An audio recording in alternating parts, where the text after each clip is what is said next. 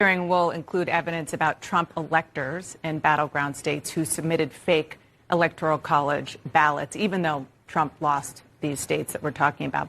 We have already heard that campaign officials, Trump campaign officials, were involved in that. Do you have evidence that the former president himself was involved? Yes, we'll show evidence of the president's involvement in this scheme. We'll also, again, show evidence about what his own lawyers came to think about this scheme. And we'll show courageous state officials who stood up and said they wouldn't go along with this plan to either call legislatures back into session or decertify the results for Joe Biden. The system held because a lot of state and local elections officials upheld their oath to their Constitution. A lot of them Republicans as well as Democrats. Just to be clear, you said you have evidence that the then president was involved in putting a fake slate of electors out there. Do you have evidence that he directed it? I don't want to get ahead of our hearing. We'll show during our hearing what the president's role was in trying to get states to name alternate slates of electors, how that scheme depended initially on hopes that the legislatures would reconvene and bless it. Will we see that he directed it? They didn't, and they pressed forward with it anyway. Will we see that he directed it? I don't want to get ahead of what we'll show you during the hearing, but we will show you what we know about his role in this. I want to turn to the FBI. How many FBI agents or confidential informants actively participated in the events of January 6th? Sir, I'm sure you can appreciate that I can't go into the specifics of sources and methods.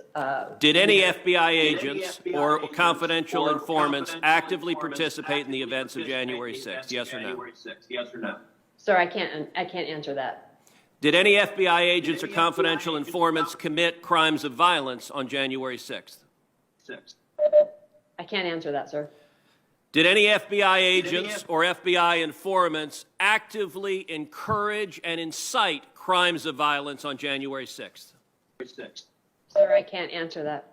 Ms. Sadburn, who is Ray Epps? I'm aware of the individual, sir. I don't have the specific background to him. Well, there are a lot of people who are understandably very concerned about Mr. Epps. On the night of January 5th, 2021, Epps wandered around the crowd that had gathered, and there's video out there of him chanting, "Tomorrow, we need to get into the Capitol, into the Capitol." This was strange behavior, so strange that the crowd began chanting, "Fed, Fed, Fed, Fed, Fed, Fed." Ms. Sandburn, was Ray Epps a Fed? Sir, I cannot answer that question. The next day, on January 6th, Mr. Epps is seen whispering to a person, and 5 seconds later, 5 seconds after he's whispering to a person, that same person begins to forcibly tear down the barricades.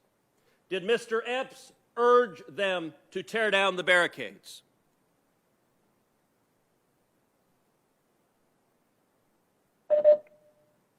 Sir, similar to the other answers, I cannot answer that. They were bleeding, they were throwing up, they were, they had, I saw friends with blood all over their faces. I was slipping in people's blood.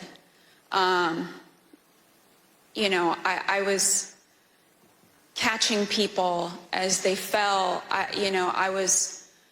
It was carnage, it was chaos. I can't even describe what I saw. Never in my wildest dreams did I think that as a police officer, as a law enforcement officer, I would find myself in the middle of a battle.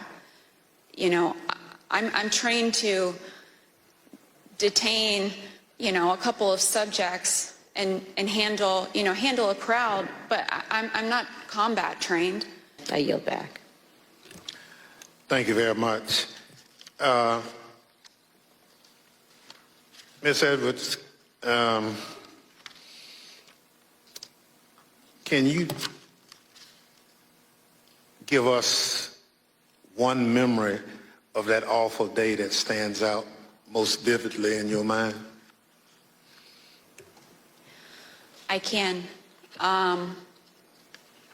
That time when I talked about falling behind MPD's line, I remember because I had been kind of shielded away because I was holding those stairs, so I wasn't able to really see what was going on over here.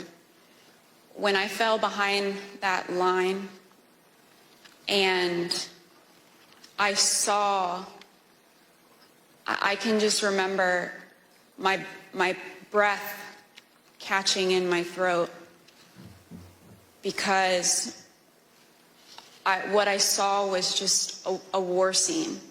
It was something like I had seen out of the movies.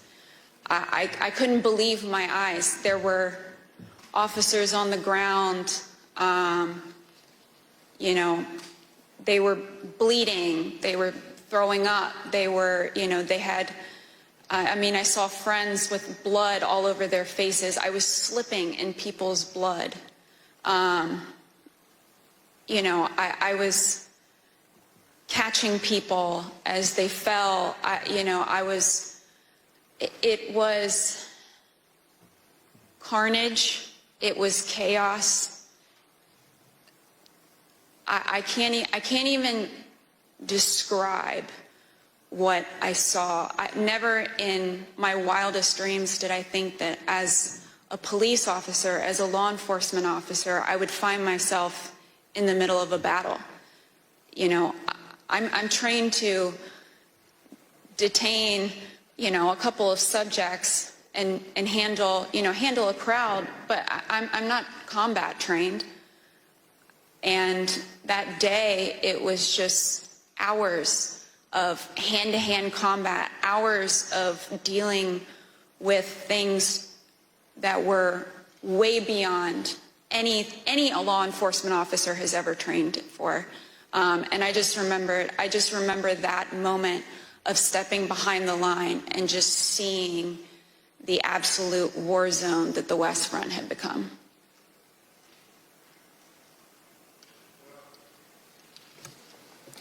Let me thank you for your service and obviously your bravery that you have told the world about.